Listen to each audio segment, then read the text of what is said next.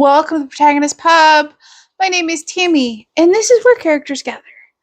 And today we're going to do the March tag. And I am loving doing these tags. A, they challenge me. B, they remind me of certain things going on the calendar. And C, I don't want to jinx myself, but I think doing this tag this morning, the prep work for this video, might have just helped push me over the edge of getting out of a reading slump. So I am all for that. Okay, so March. Hopefully it's starting to warm up where you are. It's definitely warming up here, and I am very thankful for that because, apparently I no longer like cold. Not sorry about that either. And March is jam-packed full of holidays and celebrations. And so, without further ado, let's jump into it.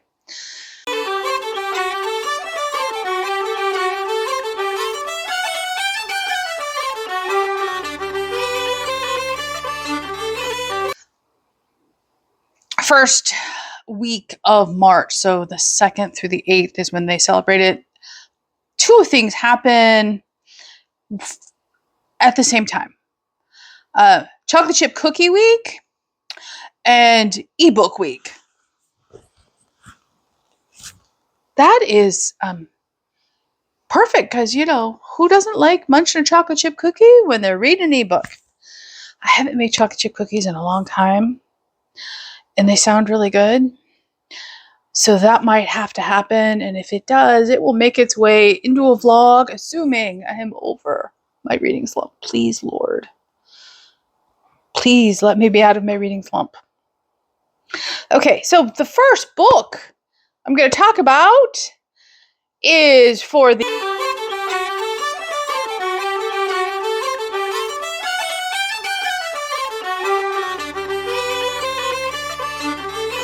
first of March. It is the 1st of March, which is National Horse Protection Day.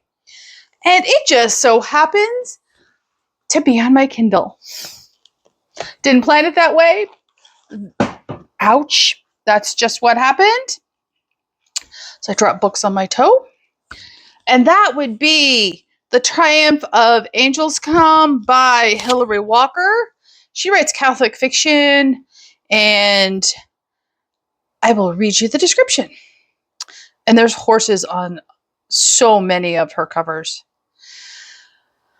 With her doctrines under fierce attack, can the Catholic Church survive?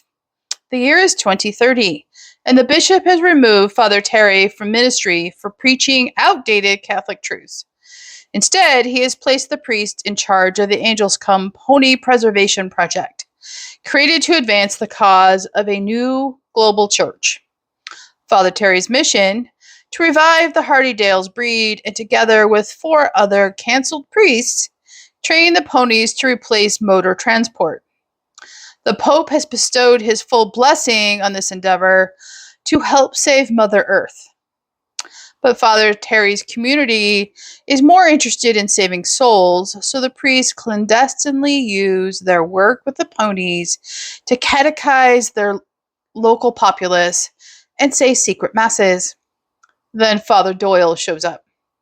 As a priest in good standing with the progressive Vatican hierarchy, the surprise visitor aims to exert his power for his own ends and seeks out the most vulnerable clerics at Angels Come. Father Godfrey is already struggling to be worthy of his vocation when the new Pope publishes Theologico Novo Populi, a document throwing out traditional Catholic morals. The young priest is terrified he'll cave into this false teaching, for if he does, how can he hope to become a saint? Meanwhile, Father Terry is thrilled to be back with his first love, equines. Surely this is God's affirmation that being a Catholic priest is not his only calling. In fact, is it still his calling at all? Father Doyle dangles powerful incentives for Father Godfrey and Father Terry to accept the global church's twisted morals in Satan's bid to destroy the faithful Catholics at Anglescombe. Then an alarming celestial event announces that the time for wavering in God's patience has run out. Will his priest serve him or the father of all lies? It isn't very long. It's 262 pages. I pre-ordered this, having never read anything from the author, and I have several of her other books on my Kindle. And I love the cover, so, I want to try and read this. I'm just going to put that out there in the universe and hope it doesn't come back to bite me. Excuse me while I pick up a book. Okay. So, that is not the only horse book I have on my shelves.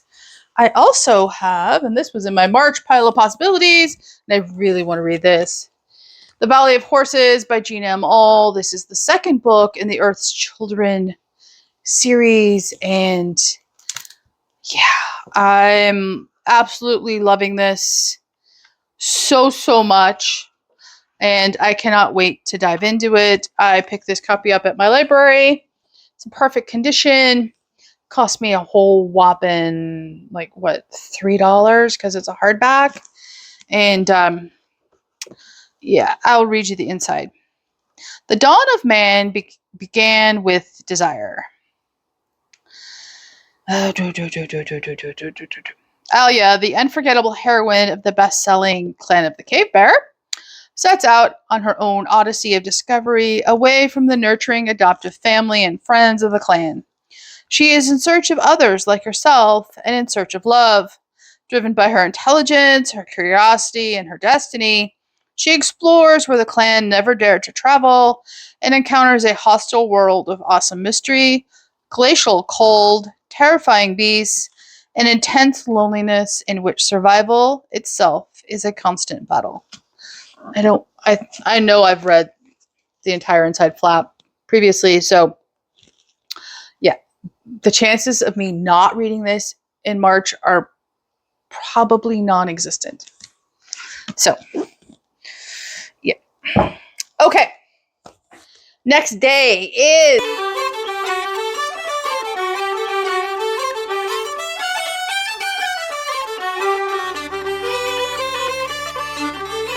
the 2nd of March, and that is National Banana Cream Pie Day. And somewhere I have this book, or I have unhauled this book. I think I still have it. So I'm just going to read it to you. This is The Banana Cream Pie Murder by Joanna Fluke.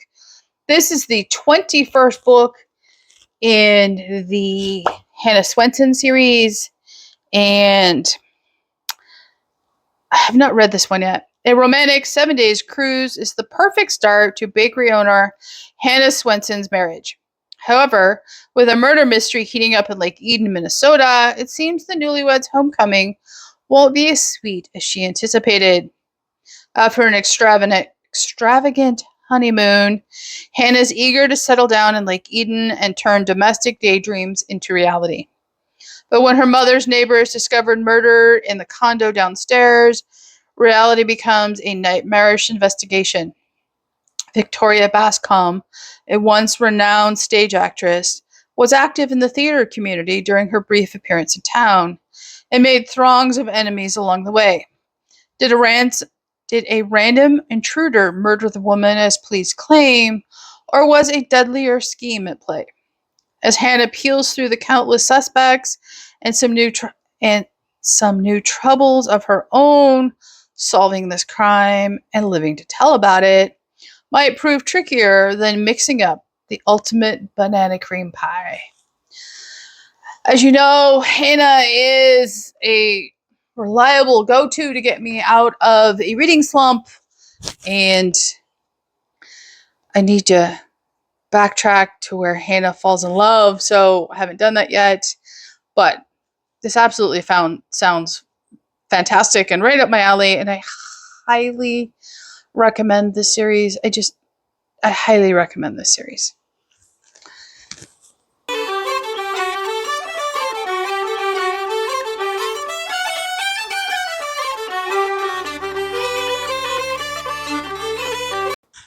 Okay, next up, I do not have a book for. That is the 4th I'm sorry, the 3rd of March, which is National Caregivers Day.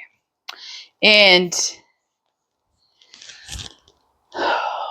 I just want to give a shout out to all of you who are caregivers, other, aging parents and grandparents, special needs children, special needs siblings, spouses. You are seen and you are loved for yourself, and you don't often get enough credit for the amazing selflessness it takes to do that.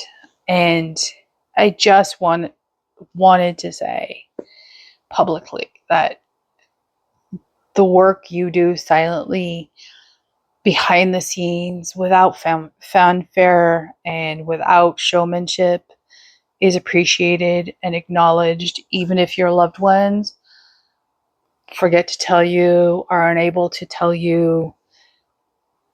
It matters and you are loved. Okay. Now,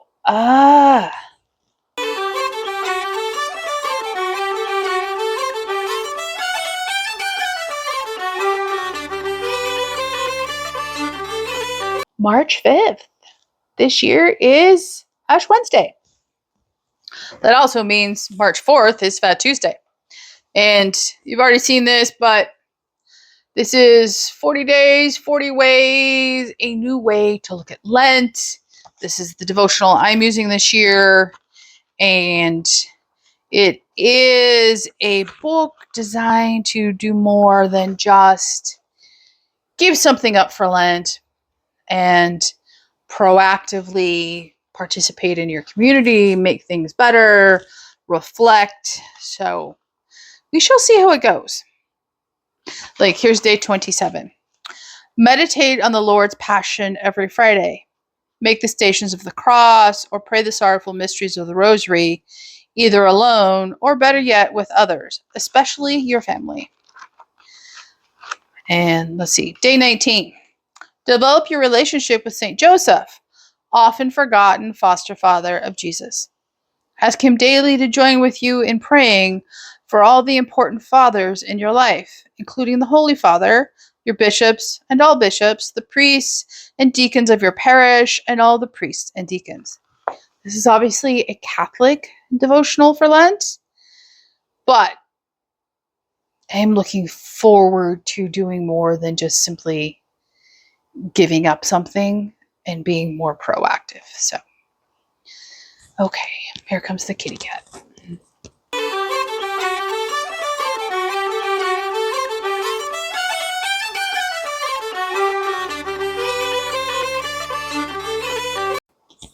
Okay, next up is the 8th of March, and that is International Women's Day. And so I have grabbed a selection of books that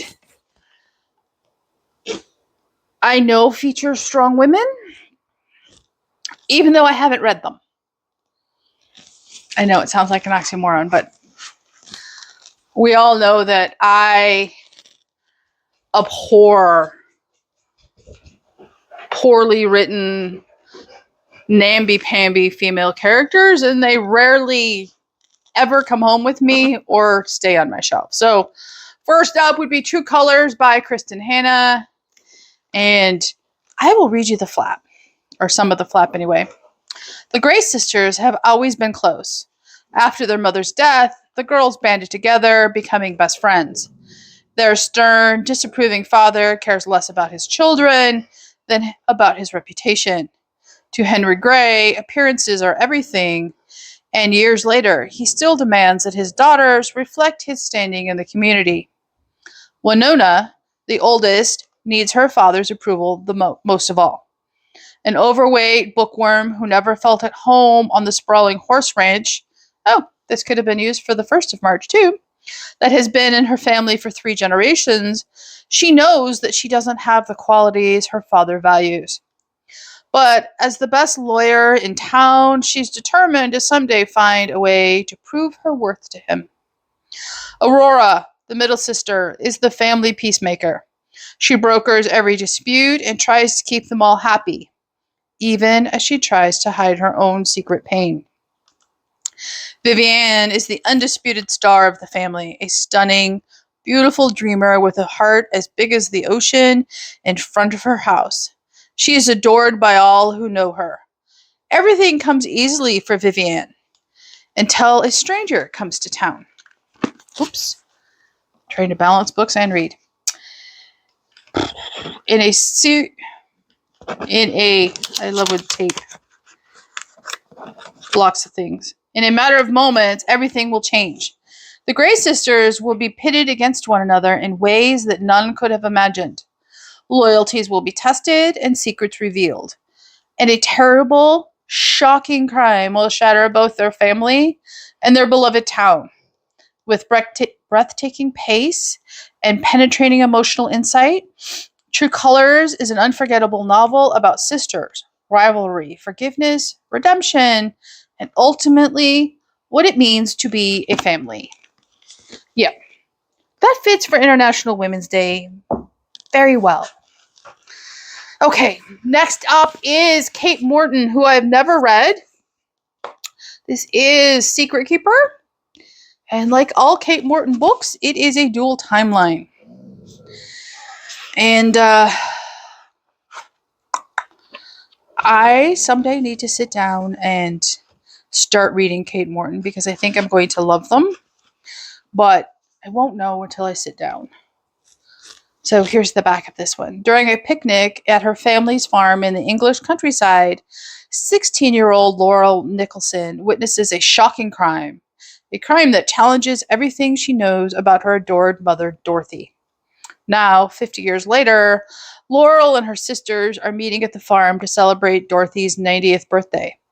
Realizing that this is her last chance to discover the truth about that long ago day, Laurel searches for answers that can only be found in Dorothy's past. Clue by clue, she traces a secret history of three strangers from vastly different worlds thrown together in war-torn London. Dorothy, Vivienne, and Jimmy, whose lives are forever intertwined. A gripping story of deception and passion. The Secret Keeper will keep you enthralled to the last page. So I need to start reading Kate Morton desperately. Okay. Mary Kay Andrews. Spring Fever. I definitely have spring fever right now. I don't recall reading this one. It's a Mary Kay Andrews book. I will love it. I love the cover. I love the flip-flops. Reminds me I need to buy a new pair for this season. And yeah. I love me a good Mary Kay Andrews book. First husbands, second chances. Can't wait. Okay, last up for International Women's Day. This was on my March pile of possibilities. It is not going to be completed in March. It's going to be started, but I do know that Leo Tolstoy writes very strong female characters. This is definitely the story of Anna Karenina. Perfect for this day. Perfect if you like classics and want a, strong female character. One that doesn't, cower at life or let life happen to her. So those are the recommendations for International Women's Day.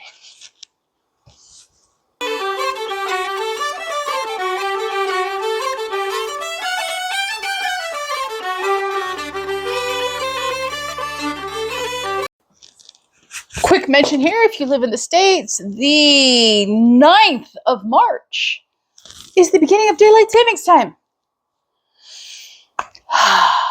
As much as I despise springing forward and falling back every year, gotta tell ya, I am looking forward to springing forward, and having longer days and more sunshine is always a very, very welcome thing in this household. Okay, after that,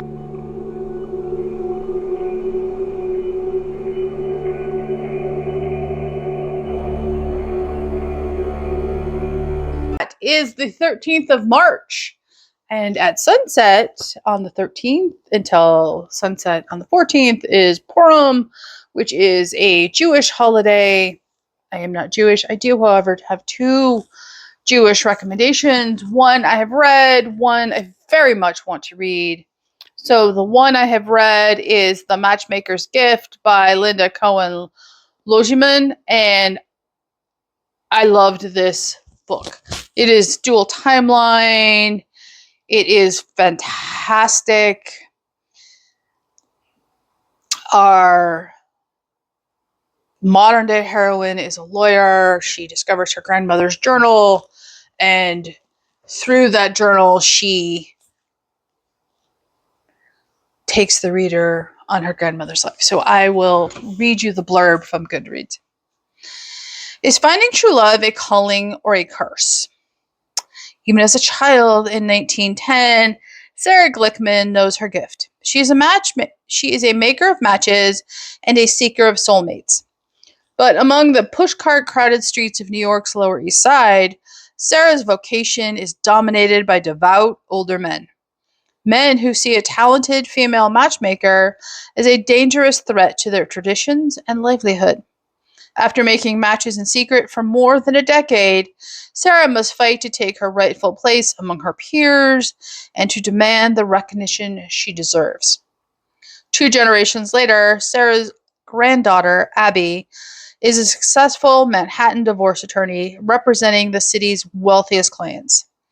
When her beloved grandma Sarah dies, Abby inherits her collection of handwritten journals recording the details of Sarah's matches.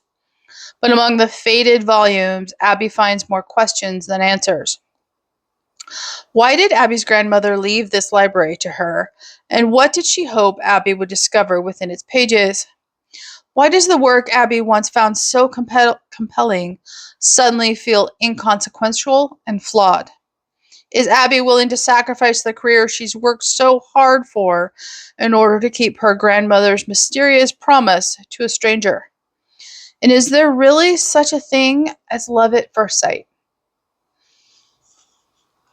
I absolutely loved this book, and this is clean, very well written. It is perfect for Amanda's prompt for a multi-generational story. This is most definitely a multi-generational story, and it is fantastic. It was an impulse pickup for me at the library before I started Booktube, and it has stuck with me, and it is absolutely wonderful. Okay, the other Jewish book recommendation I have not read it yet, but I picked this up at the library bookshop, is The Weight of Ink by Rachel Kadesh. It's a tome, and I will read you the flap. Set in the London of the 1660s and the early 2000s, The Weight of Ink is the interwoven tale of 2 women of remarkable intellect. Esther Velasquez, an immigrant from Amsterdam who is permitted to scribe for a blind rabbi just before the plague hits the city, and Helen Watt, an ailing historian with a love of Jewish history.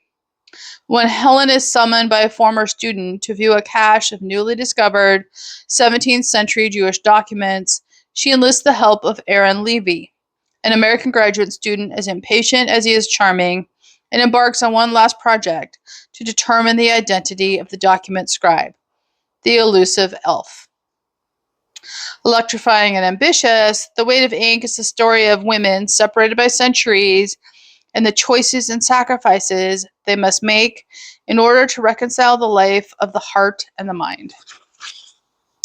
I've heard nothing but amazing things, and I really want to read this book, but it keeps getting shuffled aside because I need to read other things, and as we all know, that is not working for me, and it's under 600 pages, so it's not even like the biggest book on my shelves.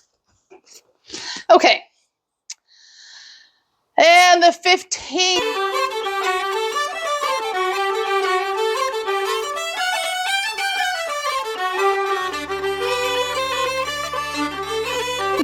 is The Ides of March. And for that, I have something on my Kindle. Hang on. So on my Kindle, I have The First Man of Rome by Colleen McCullough. I'm probably trying to get a hold of this in physical format. It is the first book in the Masters of Rome series. And I've loved everything by her I've ever read. So I'm sure I'm going to love the series, and I will read you the blurb from Goodreads. From the best-selling author of The Thornbirds, which I read decades ago and I absolutely loved, comes a masterpiece of historical fiction that is fascinating, moving, and gloriously heroic. The reader is swept into the whirlpool of pageantry, passion, splendor, chaos, and earth-shattering upheaval that was ancient Rome. Here is the story of Marius, wealthy but lowborn, and Sulla, aristocratic but penniless and debauched. Extraordinary men of vision, whose ruthless ambition will lay the foundations of the most awesome and enduring empire known to humankind. A towering saga of great and mortal frailties, it is peopled with a vast and vivid cast of unforgettable men and women, soldiers and senators, mistresses and wives, kings and commoners, combined in a richly embroidered human tapestry to bring a remarkable era to bold and breathtaking life. So in mass market paperback, which I'm obviously not going to locate and read, it is 1,076 pages. That is unreadable as far as I'm concerned in mass market paperback format. However, in the republication version, which is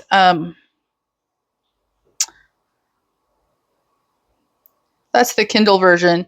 So the Kindle version, which is what I have, is 1,147 pages. I really wish I could find here we go. Here's the paperback version. And this would be a trade paperback. It is 1,123 pages. So it is a tome, but McCullough wrote it. I will read it. It was first published, I believe, in 1990, so it fits in with the Read My Life challenge. I am very interested. I love the cover, in particular of the republication, which is behind me. And yeah, I'm very much looking forward to this. Okay, so next up would be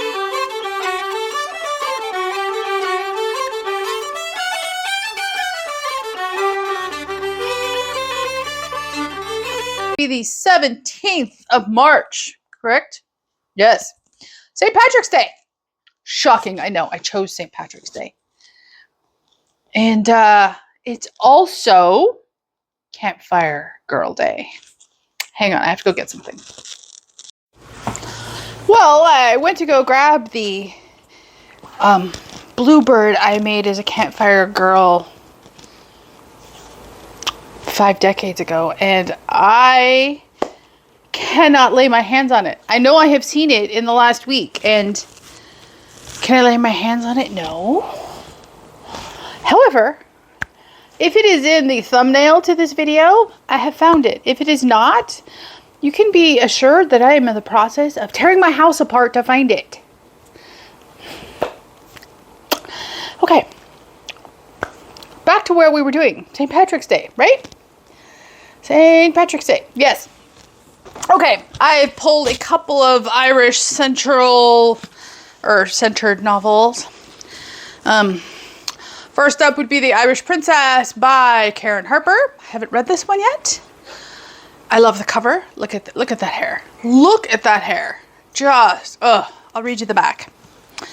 Born into the first family of Ireland with royal ties on both sides, Elizabeth Fitzgerald, known as Gura, finds her loving, carefree world overturned when tyrant Henry VIII imprisons her father, the Earl of Kildare, and brutally destroys her family. Torn from the home she loves, and with her remaining family scattered, Gura does not deny the refuge offered her in England's glittering royal court. There she must navigate ever-shifting alliances, even as she nurtures her secret desire for revenge. Beautiful, bold, and rebellious, Gura eludes dangerous suitors, encourages others, and holds close to her heart a private attachment to Edward Clinton, a handsome, ambitious courtier who understands her strong-willed spirit. And even as Gura works to undermine King Henry and win support for her family, she seeks to provide his young daughter, Princess Elizabeth, a kindred spirit fighting to survive, whose future is linked to Gura's own. From County Kildare's lush green fields to London's rough and tumble streets and the royal court's luxurious pageantry, the Irish princess follows the journey of a daring woman whose will cannot be tamed and who won't be satisfied until she restores her family to its rightful place in Ireland.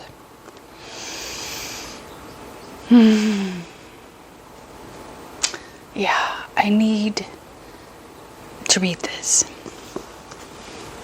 And I am currently in the process of reading The Rebels of Ireland. This is a Dave 25 and 25 book. I am a little behind to where I should be, according to, what's going on in my own head. But that's okay, because forcing myself to read isn't working, and I don't want to end up hating this book. So I will be back to this. It's Rutherford. I love Rutherford's writing. This is no exception. Okay, next date is the 20th of March.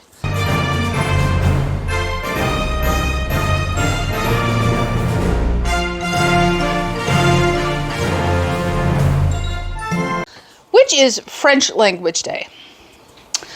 Way back in the day in high school, I took French all 4 years. While I was in high school, could I read in French? Yes. Did I get to the point where I could dream in French? Yes.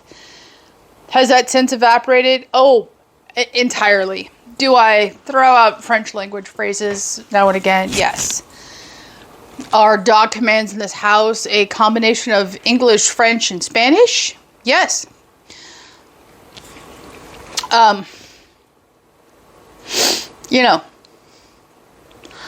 Language, foreign language in particular, deteriorates if you don't use it on a regular basis. And I did not use it on a regular basis. So it's my own fault. However, I did pull a boatload of books that take place in France, some of which I have read. Have I read all of them? No, I have not read all of them. So, in fact, there's an Irish book sitting down there. Hang on. This is for St. Patrick's Day. That is Cora Harrison, A Shameful Murder. This is the first book in the Reverend Mother series. It is historical cozy. Everything Cora Harrison has written is set in Ireland, I believe. I want to read them all. She is a fantastically clean writer with tightly plotted mysteries and characters you do not forget. I have read this one. It's fantastic. Okay, back to France. Okay, so first up would be the first book in the Seven Sisters series by Lucinda Riley. This is The Seven Sisters. All of this series is dual timeline, and a very large portion of this book takes place in Paris as the statue of Christ the Redeemer is being built, and it was unput-downable historical fiction. I'm loving this series. I'm a little stalled on book 3, and that is not because of book 3. It's because I am very tired of the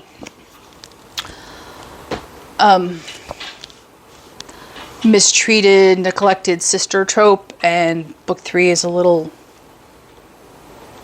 too close to that for me. Next up is one I haven't read, but sounds interesting. That is The Very French Affair by Sue Roberts. I will read you the back. From Southport to the south of France, this is going to be a summer to remember. Life just got a whole lot more complicated for 38-year-old single mom Liv.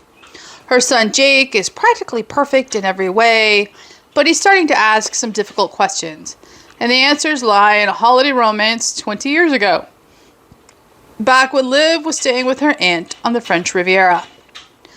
Returning to the Côte d'Azur, with its white sandy beaches, her supportive aunt, and exquisite wine and cheese, is harder than it sounds though. Because if she's going to give Jake the answers he needs, Liv knows she has to hunt down her first love, Andre. And since she's a professional baker rather than a professional investigator, she doesn't even have a clue where to start. At first, finding the one that got away proves even trickier than she thought. And if she succeeds, how will he take the bombshell secret Liv has been keeping? Liv has to do the best thing for her family, but does that mean closing the door on this very French affair? Yeah, I need to know. Ooh, there's recipes. Oh, I like recipes in books. And it is 265 pages. Yeah, I need to know. Okay, I mentioned this book in my March recommendations video, which I will link down below. This is The Diary of a Country Priest. This takes place in France in the... doesn't say where. Ambricourt? Maybe a made-up place. This is Catholic fiction. I am looking forward to this. And it was first published in 1937. So, okay. Next up would be a video book I mentioned in the March recommendation video as well. That is Ice Swan by Janelle Sislinski. This was a book club read in 2024. It takes place in Paris and Scotland, a little bit in Russia, during World War I. It is absolutely fantastic historical fiction. If you like the ballet, if you prefer reading World War I stories, Paris stories, yeah, pick this book up. Okay, last recommendation is basically an author. I have not read this one yet. However, I have read her first book, which is The Little Paris Bookshop. That is The Little Paris Bistro by Nina George. The Little Paris Bookshop is fantastic. There is a follow-up I need to read to that one, and I will read you the flap of this one. Marianne is stuck in a loveless, unhappy marriage. After 41 years, she has reached her limit, and one evening in Paris, she decides to take action. Following a dramatic moment on the banks of the Seine, Marianne leaves her life behind and sets out for the coast. She finds herself in Brittany, the northwest part of France, also known as the end of the world. There, Marianne is swept up by a new life at Auremore, the sea, restaurant. She meets Jan, the handsome painter, Genevieve, a fiery restaurant owner, Jean Remy, the heartbroken chef, and many others. Among food, music, and laughter, Marianne finds a forgotten version of herself, passionate, carefree, and powerful. That is, until her past comes calling. And when it does, Marianne is left with a choice: return to the known or cast it aside for the future. With all the buoyant charm that made The Little Paris Bookshop a beloved bestseller, The Little French Bistro is a tale of second chances and a delightful embrace of the joys of life. I cannot recommend the Little Paris Bookshop enough. It is one of my favorite books. I do not own a copy. I have not found one. When I do, I will pick it up. I can also recommend the Commissaire Dupont series by Jean-Luc Baudelac. This is the first book. I have reviewed books 1 and 2 on this channel before. They too are set in Brittany and are fantastic. Okay, that leaves us 2 more days.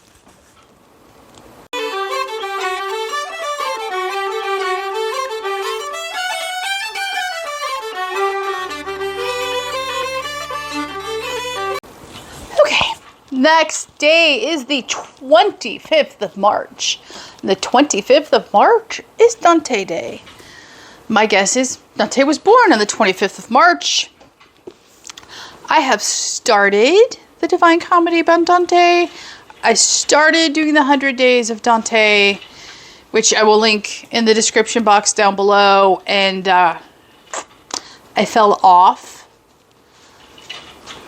Nothing to do with Dante, everything to do with Tammy just being scatterbrained. So here is my copy of the Divine Comedy. It is leatherbound. Is this a Barnes & Noble edition? It is. And it's beautiful. It's epic poetry. And I am thoroughly enjoying it, but, I fell off. I need to start over. Need to make a plan to do that. I also picked up Dante Can Save Your Life by Rod Dreyer. This is nonfiction and it is fascinating. Like part 2 of this is called Inferno, or Why You Are Broken. Part 3, Purgatorio, or How to Be Healed. Here we go. Part 4, Paradiso, or How Things Ought to Be. So, as you can see, the structure of the book follows the structure of the epic poem. They go well together. And that is Dante Day. Okay, next up. I gotta grab some books for this because, boy, do I have books for this.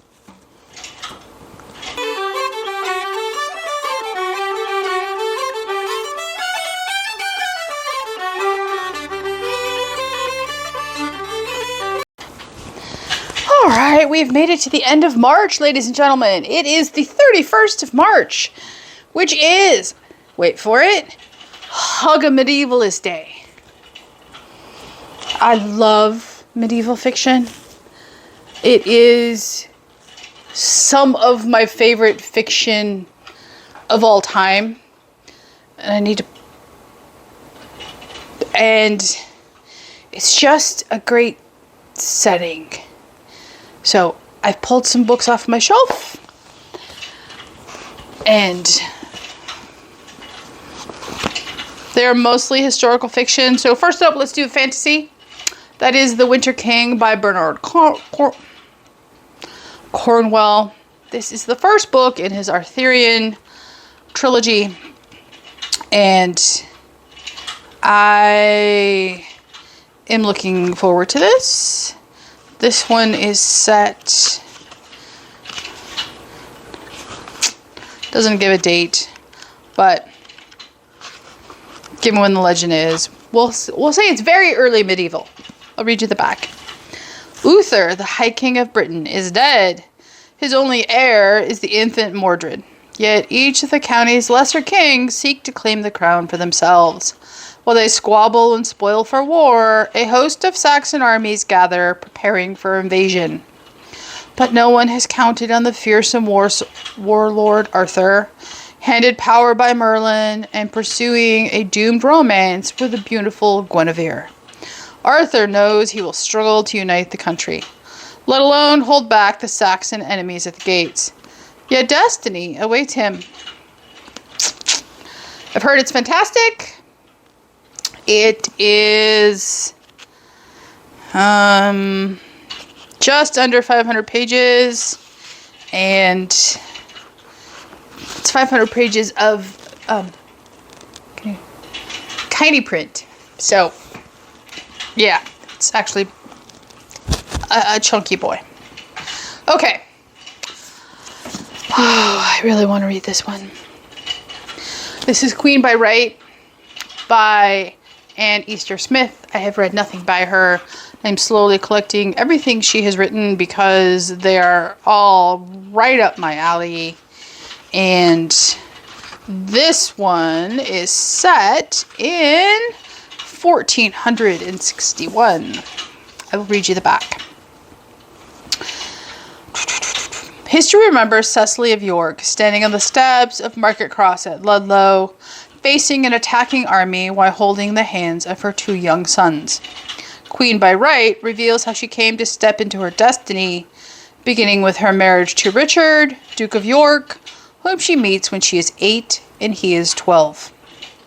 Raised together in her father's household, they become a true love match and together face personal tragedies, pivotal events of history, and deadly political intrigue.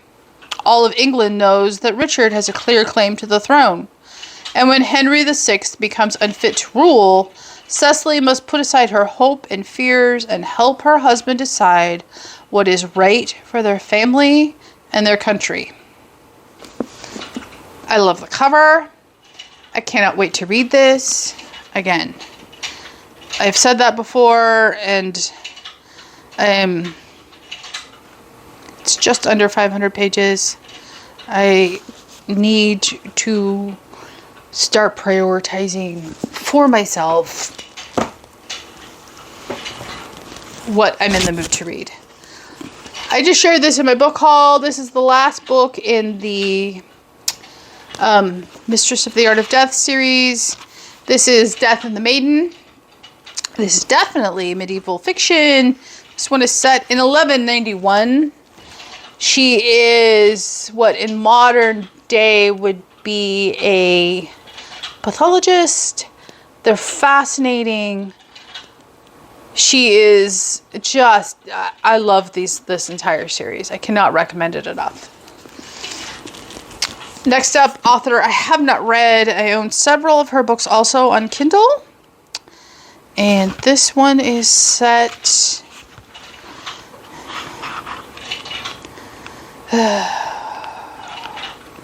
I love when books... 1340. This is The Shadow Queen by Anne O'Brien. I will read you the back. From her first clandestine marriage, Joan of Kent's reputation is one of beauty, rumor, and scandal. Her royal blood makes her a desirable bride. Her ambition and passion make her a threat. Joan knows what she must do to protect her reputation, the games to play, the men to marry. She will do anything to get what she wants. The crown of England. Up my alley. I just need to sit down and read. Okay, the last two you know already what they're going to be. First up would be A Marriage of Lions by Elizabeth Chadwick. I've read the back of this multiple times. This takes place in 1238. And it is Henry III. So, or the court of Henry III. Yeah, we all know I love Chadwick. We all know I want to read that book. And the one that just mocks me from my shelf is just at 800 pages. That is The Lady Brewer of London by Karen Brooks. And I will read you the back. In 1405, the daughter of a wealthy merchant, Anneke Sheldrake, suddenly finds her family bankrupt when her father's ship is swept away at sea. Forced to find a way to provide for herself and her siblings, Anneke turns to her late mother's family business, brewing ale. Armed with her mother's recipes, Anneke makes a bold deal with her father's aristocratic employer, putting her home and family at risk. Thanks to her fierce determination, Anneke's brew wins a following and begins to turn a profit. But her rise threatens some in her community, and those closest to her are left to pay the price. As Aneki slowly pieces her life together again, she finds an unlikely ally in a London brothel owner.